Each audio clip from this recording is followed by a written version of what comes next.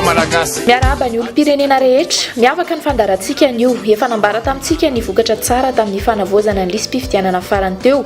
Androany dia nanome valisoa an'ireo ratsamangaiky ny voamiram-pirenena misahana ny fifidianana na ny CENI.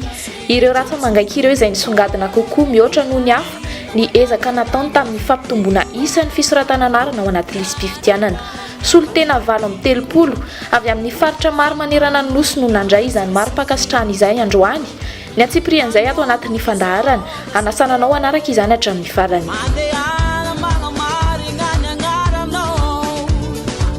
Isan'ireo asa lehibe ny rotsahan'ny CENI ny fanavoazana isa taona ny lisy-pifidianana nandritra ny ralina 724 lasa teo.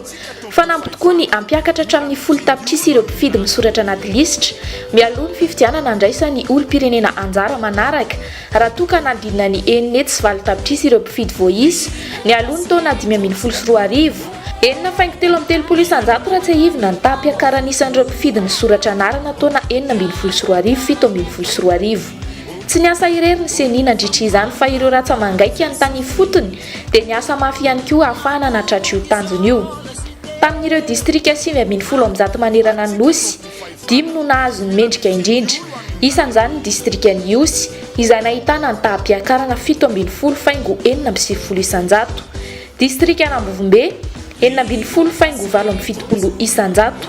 Ny Tsiombe 5,770 isanjato. Belo Androy 5,720 isanjato ary Beroro 2,770 isanjato.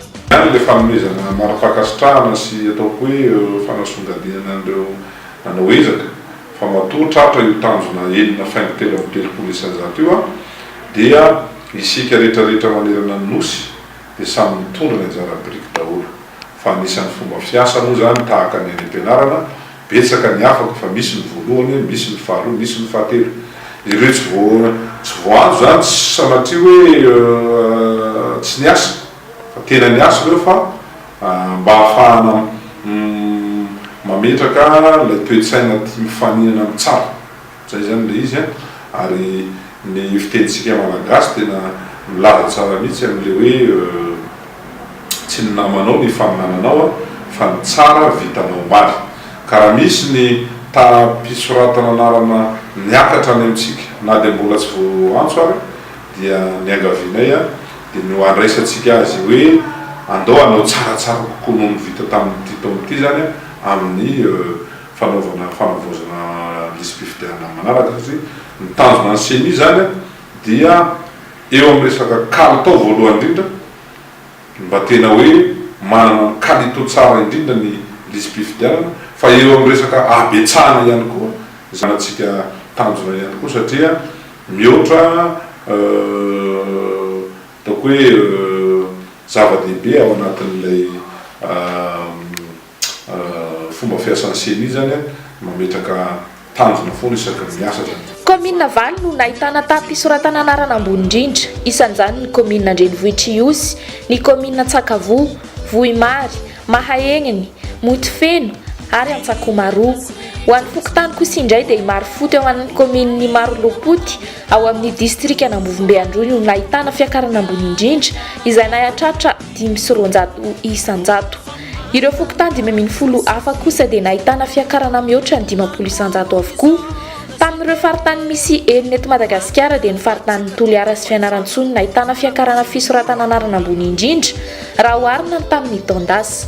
Tsara ny manamarika fa ny ralina izay natao farany teo dia niarahany CENI sy ny fandaharana asan'ny firenena mikambana ho an'ny fampandrosoana na ny PNUD sy ireo mpiatsehatra amin'ny fifidianana isa tokony. Niopana tamin'ny fanentanana sy ny fanabeazana ny paikady natao tamin'izany mba nikendrena olo-pirenena mpifidy amina toerana maro. Isan'izany ny vehivavy sy ny tanora 17 taona hatramin'ny 530 taona izay mbola vitsy no tafiditra tao anaty lisy-pifidianana.